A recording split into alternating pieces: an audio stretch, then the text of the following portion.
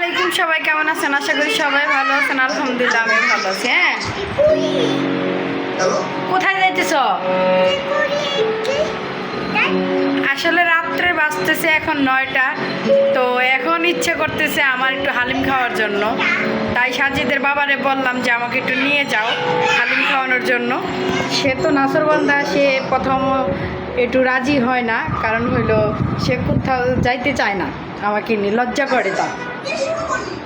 তো যাই হোক, এখন সে ফাইনালি রাজি হইল সে আমাকে নিয়ে যাওয়ার জন্য।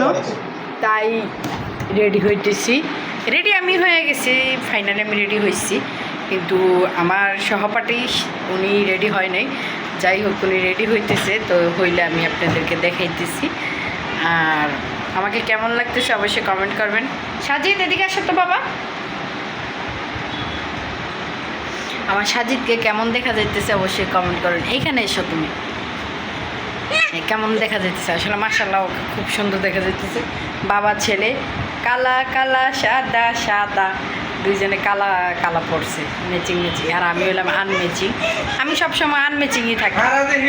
তো যাই হোক, সবাই ভালো থাকবেন, সুস্থ থাকবেন, আমাদের ব্লগ ভিডিওটা দেখবেন।